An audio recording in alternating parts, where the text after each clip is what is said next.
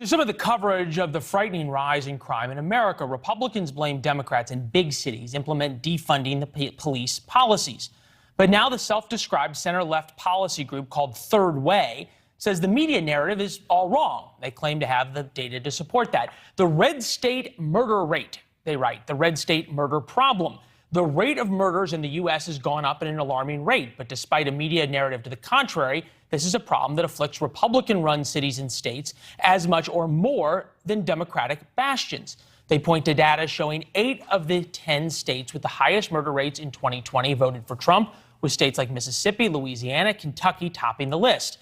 And that murder rates in 2020, in their estimation and calculation, were 40% higher in Trump voting states compared to Biden voting states. My job is to take my bloated script about homicide, red versus blue states and cities, the presence of law enforcement and defunding the police for a 9+ minute video and redistribute this content across 3 different videos. I check my analytics. I know y'all ain't gonna watch me for that long. According to a report published by Third Way, there is a red state murder problem that isn't being discussed around the country. If I may add though, at number 8 on this list, Georgia was a hotly contested state in the 2020 presidential election, as you already know.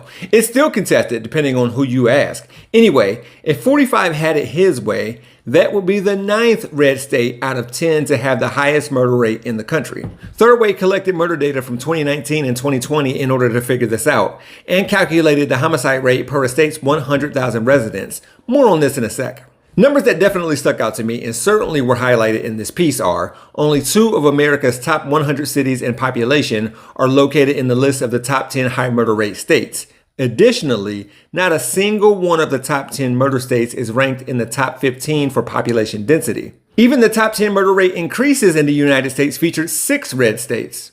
I don't know if there's a perfect way to crunch homicide numbers, but it's important to note that while the FBI's Uniform Crime Report data was considered by Third Way, it was not included here because those reports are often incomplete and lag behind. For instance, the 2021 Q3 homicide data was released. Q4 isn't even out yet. Anyway, the FBI itself said for this quarterly release, due to participation under the 60% threshold, data trends by region and aggregate population group will not be available. And using the Crime Data Explorer, you'll see that in 2020, the FBI expanded homicide crime statistics for Alabama are based on 357 of 432 law enforcement agencies in the state that year who elected to submit an expanded homicide report. Same goes for many cities and counties around the country who aren't required to report anything, by the way. So in a few years, it will be good to look at the FBI's reports to compare and contrast their findings, which usually track well with other agencies who collect data on crime around the country, with what it says versus what Third Way has compiled. Jim Kessler, Third Way's executive vice president for policy and an author of this report, said, Republicans seem to do a much better job of talking about stopping crime than stopping crime.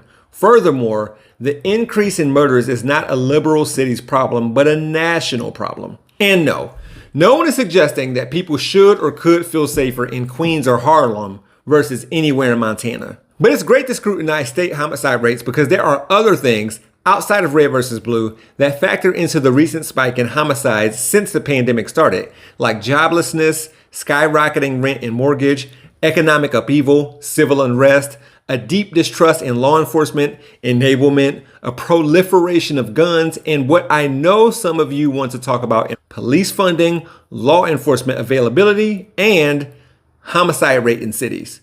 For Rebel HQ, I'm Jeff Wiggins. My architect knows Japanese. For more from the Young Turks, stay right here.